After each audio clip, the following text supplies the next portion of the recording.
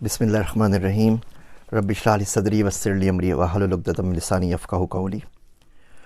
अस्सलाम वालेकुम। मेरा नाम है ज़ीशान उस्मानी।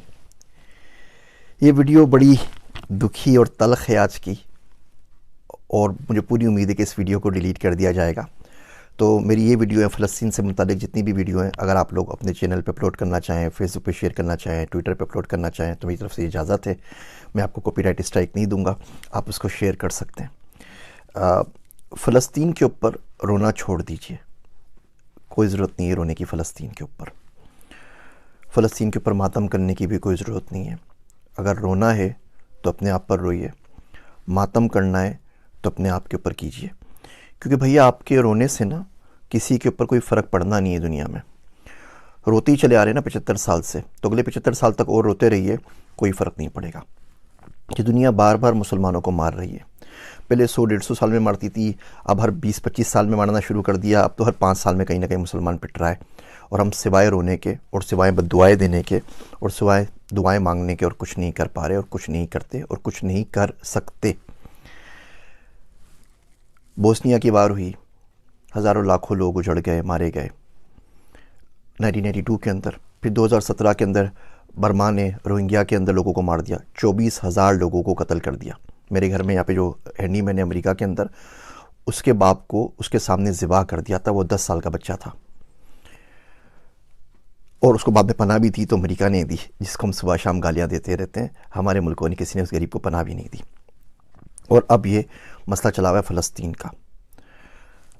रब सब कुछ याद रखता है, तारीख़ सब कुछ याद रखती है। हम लोगों ने पढ़ना छोड़ दिया।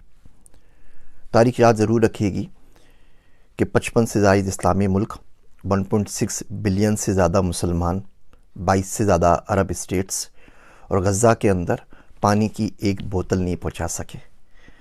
जब तक बड़े साहब परमिशन ना दें तब तक इजिप्ट अपनी बॉर्डर भी नहीं खोलता एड्स के लिए। बंदे वहाँ से निकल रहे थे, मारे जा रहे थे, उन्होंने अपनी बॉर्डर्स बंद कर दी कि जी हमारे पास नहीं आए, वहीं जाके बने जो कुछ करना है, यहाँ पे आने की ज़रूरत नहीं है। सिवाय बातों के, सिवाय लफ्फ़ाज़ी के हमें क्या मिला? लीबिया से क्या मिला? जॉर्डन से क्या मिला? कतर से क्या मिला? सऊदी अरब से क्या मिला? किसी से कुछ नहीं मिला। बोलने की हिम्मत नहीं है हम लोगों के अंदर। अब CNN के ऊपर चले जाइए, जितने इनके एक्स आर्मी चीफ़ हैं, जितने इनके डिफेंस एनालिस्ट हैं, सबके सब अपनी कहानियाँ गढ़ रहे हैं कि वार यूँ करनी चाहिए, ग्राउंड इन्वेजन ऐसे करना चाहिए, यूँ करेंगे तो इसराइल को नुकसान हो जाएगा, यूँ करेंगे तो फ़ायदा हो जाएगा। सबके सब आके अपने तबसरे कर रहे हैं। पाकिस्तान में आप बताइए ना, किसका आपने बयान सुना है? कोई एक्स चीफ़ हो जिनका आपने बयान सुना हो, कोई एक्स प्राइम मिनिस्टर हो जिनका बयान सुना हो, कोई एक्स प्रेसिडेंट हो जिनका बयान सुना हो, कोई डिफेंस एनालिस्ट हो जिनका बयान सुना हो? ये सारे के सारे कहाँ चले गए? इस्लामिक फ़ोर्स बनाई थी ना पूरी की पूरी, जिसको हम लोग चेयर कर रहे थे, वो किधर गए इस्लामिक फ़ोर्स? उनका कोई बयान सुना है आपने आज तक? सिवाय छोटी सी लफ्ज़ी के, एक दो घिसे पिटे बयानात के, हम कुछ नहीं कर पाते।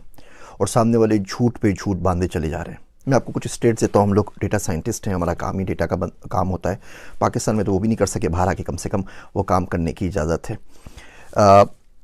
23 सालों के अंदर, 2001 से अगर शुरू करते हैं तो 23 सालों के अंदर हमास ने इसराइल के ऊपर कोई 27-28 हज़ार रॉकेट फेंके। अच्छा, जो रॉकेट होते हैं ना, वो मिलिट्री ग्रेड रॉकेट नहीं होते, वो जो यूरिया से घरों में बनाए जाते हैं ना, छोटा सा एम्यूनिशन की किसी के सर के ऊपर जा लगे तो बंदा मरे, अदरवाइज वो ज़ख्मी होगा बेचारा, वो वाले रॉकेट। और मोटर शेल्स 5-6 हज़ार वो फेंके। टोटल किसी भी एस्टीमेट से ये 36,000 से ज़्यादा नहीं है, 35,469 है टू बी एग्जैक्ट। आप 36,000 काउंट कर लीजिए इन 23 सालों के अंदर। आयरन डोम आ गया भाई, आयरन डोम तो 2011 के अंदर आया ना, उससे पहले तो आयरन डोम नहीं था, तो बिल्कुल खुले थे, वो आराम से रॉकेट फायर कर सकते थे। इन 23 सालों में इन 36,000 रॉकेट्स ने 69 बंदों को मारा, 69 बंदों की डेथ हुई। अच्छा, उन 69 बंदों में तो हर इसराइली हर काउंट करते हैं, और आप देख लीजिए ऑनलाइन तमाम लिखा हुआ है। 2 गायें मर गई वो भी लिखा हुआ है, 2 बकरियां मर गई वो भी लिखा हुआ है, 2 बच्चे हलाक हुए वो भी लिखा हुआ है। इसमें भी 4 फ़लस्तीनी थे अपने, वो पता नहीं उस बॉर्डर के उस साइड पे क्या करें। 4 फ़लस्तीनी 69 में शामिल हैं, वो हलाक हुए तो बच्चे 65। इसके अंदर जो बंदे 65 मरे, उसमें भी 5-6 मुसलमान थे, उनको भी निकाल दीजिए।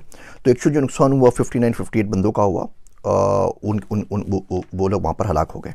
अच्छा, इसका अगर आप एवरेज निकालें तो इसका मतलब ये हुआ 521 रॉकेट जब फायर होते हैं तो एक बंदा मरता है। 69 बंदे मरे, 36,000 रॉकेट फायर हुए हैं, तो 521 रॉकेट फायर होंगे तो एक बंदा मरेगा। अच्छा, ये तो 23 साल की हिस्ट्री चल रही है। उसके बाद क्या हुआ अचानक कि वो बोलते हैं कि जी हमास का एक रॉकेट फायर हुआ और गलती से घूम फिर के वो वापस आके अपने हॉस्पिटल पे गिर गया, हॉस्पिटल की पूरी बिल्डिंग तबाह हो गई और उसमें 500 बंदे एक साथ मर गए। तो ये कैसे हो सकता है कि 521 रॉकेट मिलकर एक बंदा मार रहे थे पिछले 23 सालों के अंदर, और एक रात अचानक एक रॉकेट फायर हुआ और इतना ज़बरदस्त रॉकेट बन गया वो घर के यूरिया से बना हुआ कि वो अपनी हॉस्पिटल पे लग गया और उसने 500 लोग मार दिए और हॉस्पिटल की पूरी बिल्डिंग जो है वो तबाह बर्बाद हो गई। और हम लोग ये एजेंडा बाय कर रहे हैं। आप CNN पे जाएं, हर जगह जाएं, बोलते हैं जी बिल्कुल ही इन्होंने अपने बंदों को खुद ही मारा है, ये खुद ही कत्ल हुए हैं और कातिल अपने खुद ही हैं, और हम ये बात मानने को तैयार हैं क्योंकि हम इसके अलावा कुछ कर नहीं सकते। और ये बर्बरियत जो है ये चली जा रही है और हम सिवाय बद्दुआएं मांगने कुछ नहीं कर रहे। दो तरह के पाकिस्तान में लोग हो गए। एक वो लोग हैं जो झोलियाँ भर भर के बद्दुआएं दे रहे हैं। वो शायर कहता है कि कब अश्क बहाने से कटी है शबे हिजरा, कब अश्क बहाने से कटी है शबे हिजरा, कब कोई बला सिर्फ दुआओं से टली है। ये दुआएं हमने तो मांगी थी अफ़गानिस्तान के लिए भी, फिर क्या हुआ, इराक़ के लिए भी मांगी थी, पाकिस्तान के लिए भी मांगी थी, सबके लिए मांगी थी, फिर क्या हुआ। मेरा दोस्त अब्दुल्ला कहता है कि अगर आज खुदा ना खास्ता भारत के साथ जंग हो गई ना तो फरिश्ते उनके साथ खड़े होंगे, हमारे साथ नहीं, क्योंकि हमारे आमाल ऐसे नहीं है, हमें मुनाफ़कत इतनी ज़्यादा बस गई है। तो एक लोग वो जो हैं जो दुआएं और दुआएं मांग रहे हैं और उनसे कुछ नहीं होगा। एक वो लोग हैं जो झूठी आस दे रहे हैं सिर्फ और सिर्फ अपने व्यूज़ के लिए। इराक़ में भी हुआ था, इराक़ तबाह कर देगा अमेरिका को, आप देखिए कैसे काया पलट होगी।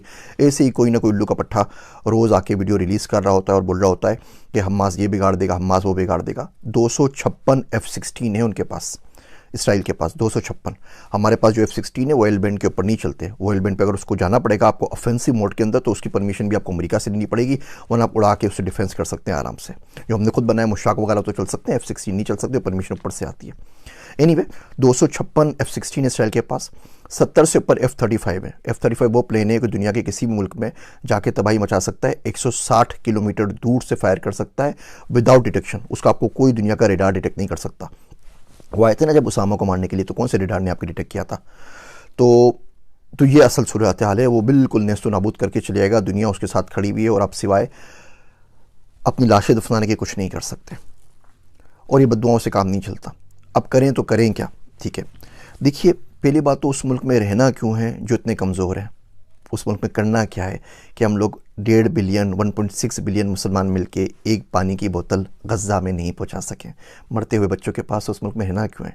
कुरान शरीफ में आता है ना, सूरह निसा में आप देखिए, फ़ीमा कुंतुम के तुम किस हाल में रहे हो, क्या करते रहे हो। तो लोग बोलेंगे अना मुस्तफ़ीना फ़िल अर्द, हम तो ज़मीन में बहुत कमज़ोर बना दिए गए थे। तो फरिश्ते मारेंगे, बोलेंगे अल्लाह की ज़मीन वसी नहीं थी, कहीं और निकल जाते। तो अगर आप मुल्कों में कमज़ोर हो गए जहाँ पे आपको बात करने की परमिशन नहीं है, जहाँ बोल नहीं सकते, तो किसी और मुल्क में चले जाइए, बात तो कर सकें ना। अब यहाँ राशिदा तालिब है, मिशिगन की जो कांग्रेस वूमेन है, वो एक बंदी ने अन्नी मचाई हुई ना, पूरे मुल्क के ऊपर भारी पड़ गई है, बोल बोल के पूरा मीडिया पागल हो गया। वो कुछ नहीं कर सकते क्योंकि वो अमेरिका में बैठी हुई है।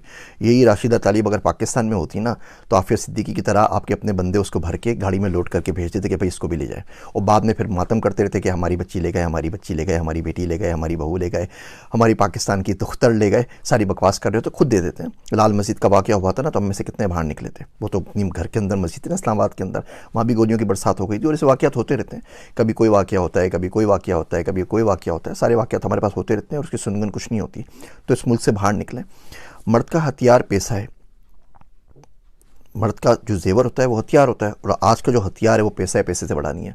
तो किसी ऐसे मुल्क में चलिए या कुछ पैसा कमा सकें ना, ताकि किसी की गरीब की डोनेशन कर सकें, किसी की मदद कर सकें, कुछ ना कुछ तो उसके लिए कर सकें। आपके पास पाकिस्तान में फ़लस्तीन के एम्बेसडर मौजूद हैं, जिस मुल्क में वहाँ पे रहते होते हैं, उनसे आगे पूछ लीजिए हाउ वी कैन हेल्प। कोई फ़लस्तीन का बंदा होगा, कोई रेस्टोरेंट होगा, आप पूछ लीजिए मेट भेजना तो मैं किस तरह एड कर सकता हूँ। पढ़ना शुरू करें, देखना शुरू करें, सुनना शुरू करें, क्योंकि ये जो लोग आज चुप सादे बैठे हुए हैं, कल यही आपके पास आएंगे, मैं क्या लफ्ज़ यूज़ करूँ इन लोगों के लिए, और आके आपसे वोट की भीख मांगेंगे इस्लाम के नाम के ऊपर। कौन सा इस्लाम है भैया और कहाँ का इस्लाम है। पैसा एक दीन बचा है, IMF खुदा है दुनिया का, हम उसको फॉलो कर रहे होते हैं। ये मुनाफिकत की बातें बिल्कुल भी नहीं करनी चाहिए। मुल्क से बाहर आइए, पढ़िए, पढ़ने से रिस्क कमाइए, पैसा हासिल कीजिए, रिसोर्सेज हासिल कीजिए। ये राशिद तालिब एक है ना, अगर ये 100 होती ना अमेरिका के अंदर तो आज ये सूरत हाल नहीं होती। हम अपने बच्चों को क्यों नहीं भेजते हुकूमतों के अंदर, हम अपने बच्चों को इलेक्शन क्यों नहीं लड़ाते उन पावरफुल मुल्कों के अंदर जिनकी कहने से कुछ हो जाता है। हम अपने बच्चों को वो तमाम चीज़ें, नई चीज़ें, टेक्नोलॉजी क्यों नहीं सिखाते। पाकिस्तान का मैं आपको हाल बताऊँ, तलमूद इसराइल की किताब है। मैंने किसी ज़माने के अंदर वो इसराइली ज़ुबान सीखने की बड़ी कोशिश की थी, कुछ किताबें वगैरह मंगवाई थी, तो एक्सपीरियंस हुआ तो पता चला कि तलमूद जो इसराइलियों की जो मजहबी किताबें मुझे पढ़ने का शौक़ था, पाकिस्तान मंगवाई जाए, वो अरबी के अंदर शायर हुई थी कतर से। वो किताबें मंगवाई, कुछ और किताबें मंगवाई, वो छित्तर पार्क में मुफ्ती सईद साहब की लाइब्रेरी है, वहाँ पे मौजूद है, आप लोग जाके पढ़ सकते हैं। तो जब वहाँ पर इस्लामाबाद एयरपोर्ट के ऊपर आई तो उन्होंने कस्टम वालों ने रोक ली। तो उन्होंने ये कौन सी किताबें मंगवा रहे हैं आप, ये तो इसराइल की किताबें हैं, ये तो फ़लाँ किताबें, ये तो फ़लाँ किताबें। उनको बोलता रहा भैया किताबें हैं, पढ़ने के लिए मंगवा रहे हैं, रिसर्च के लिए। खैर उन्होंने 4 दिन तक वो रोक के रखा। फेसबुक पे जाके लिखा, लिंक्डइन पे जाके लिखा, कोई अल्लाह का बंदा मदद कर दे, मेरी किताबें छुड़वा दे, मुझे पढ़नी है, रिसर्च करनी है। अलगर्ज वहाँ पे गया, 7,69,000 रुपये उनकी फ़ीस भरी, चालान भरी, पता नहीं कौन कौन सी फ़ीस थी, रिश्वत थी, ये भी नहीं पूछा। वो किताबें छुड़वा के लेकर आया और छत्तर पार्क में मुफ्ती सईद साहब की लाइब्रेरी में रखवा दी कि कोई बंदा अगर पढ़ना चाहे तो पढ़ लीजिए। इसी तरीके से एक दफ़े किताब मंगवाई, उसमें इसराइल का नक्शा था, तो हमारे कस्टम हुकाम ने उसको रोक लिया। बोला नहीं ये किताब तो नहीं, आप किस चक्करों में लगे हुए। मैं कहा यार भैया पढ़ रहा हूँ, मुल्क के बारे में जानना चाहता हूँ, जा तो सकता नहीं पाकिस्तानी पासपोर्ट के ऊपर, कम से कम समझने तो दो, पढ़ने भी दो। वो परमिशन नहीं मिली। इवन इंडिया से कुछ किताबें मंगवाई, वो आज तक नहीं मिल सकी, कस्टम्स ने रोक ली। या अमेरिका में मिल जाती। ये देखिए ये नक्शा लगा हुआ है इंडिया का, ये पुराना नक्शा लगा हुआ है। मैं जा रहा था कि किस तरीके से इंडिया को पढ़ूँ, इंडिया का मुझे बड़ा शौक़ है और बड़ी ख्वाहिश है जाके विज़िट भी करूँ। वहाँ से इन्विटेशंस भी आए हुए हैं टॉक के लिए और बातचीत करने के लिए। उनके बोर्ड ने रब्ता भी किया था कि आप हमारे बच्चों के लिए 5वीं क्लास की बुक लिख दीजिए। मैं कहा भैया लिख तो दूंगा AI के ऊपर बुक, लेकिन उसके बाद पाकिस्तान नहीं जा सकूँगा, मार डालेंगे, तो बहुत बहुत माजरत। तो ये नक्शा पाकिस्तान नहीं आ सका। बहुत कोशिश की, बहुत ट्राई की कि आ जाए। कस्टम ने बोला कि आप किन चक्करों में लगे हुए भैया, पागल हैं क्या, उठाए जाएंगे, क्या कर रहे हैं। तो हम लोगों ने पढ़ना नहीं है। इसराइल 5.6% अपने बजट का, GDP का रिसर्च पे खर्च करता है, दुनिया में सबसे ज़्यादा खर्च करता है। हम पाकिस्तान में 0.01% भी खर्च नहीं करते। कोई कदर हमारी है नहीं वहाँ पर। तो जिस मुल्क में आप रिसर्च नहीं कर सकें, जिस मुल्क में आप बोल नहीं सकें, कुछ कर नहीं सकें, उसमें करना क्या है। इन वीडियोस के बाद फेसबुक भाई साहब ने मेरे बैन कर दिया है, पेज डिलीशन के लिए मार्क कर दिया है। वो कह रहे हैं 30 दिन में डिलीट कर देंगे, आपने हमारी पॉलिसी को वायलेट किया है। उन्होंने 8 अकाउंट भी बंद कर दिया है, तो उसकी वजह से हमारा गुफ्तगू भी सफ़र कर रहा है। अब बाकी चीज़ें भी जो 8 थे वो भी सफ़र कर रहे हैं। लिंक्डइन ने भी वार्निंग दे दी है। यूट्यूब भी पता नहीं कितने दिन बर्दाश्त करता है, उसके बाद ये भी बंद कर देगा। तो आप इसको शेयर करना चाहें तो मुझे कोई एतराज़ नहीं है, मैं आपको कॉपीराइट स्ट्राइक नहीं दूंगा। लेकिन भैया ये अलमिया है। अब आप बताइए इसमें आपके और मेरे रोने से क्या हो जाएगा। हाँ, रो के दुआ मांगे, उससे इंशाल्लाह ताला अल्लाह हो सकता है कोई सबील करे और आपके दिल में डाल दे कि इंसान का बच्चा कैसे बनना है और दुनिया के अंदर पावर कैसे हासिल करनी है, दुनिया के अंदर रिसोर्सेज कैसे हासिल करनी है। वो पर्सनल फाइनेंस पे आपको मैं किस्तें बनाऊंगा तो आपको दिखाऊंगा कि आप गुरबत को तोड़ के मिलियनेयर कम से कम बनने की कोशिश कैसे कर सकते हैं। वादा तो नहीं, लेकिन कोशिश कैसे कर सकते हैं। भैया पढ़ना शुरू करें, लोगों को देखना शुरू करें, कौन क्या बोल रहा है और क्या नहीं बोल रहा, और इसको याद रखिए। ये जितने भी आपके पास आ रही ना वीडियोस फ़लस्तीन की, व्हाट्सएप पे आती हैं, फेसबुक पे आती हैं, लिंक पे, इसको ज़्यादा से ज़्यादा शेयर करें ताकि आपकी मेमोरी में कुछ अरसे तक तो बाकी रहे ना कि हम लोगों के साथ क्या और कब हुआ था। और ये बात याद रखिएगा कि 55 इस्लामिक मुल्क, 1.6 बिलियन मुसलमान गज़ा के अंदर मरते हुए बच्चों के लिए पानी की एक बोतल नहीं भेज सके। मेरे वास्ते दुआ कीजिएगा। मैं हूँ आप सबका ज़ीशान उस्मानी।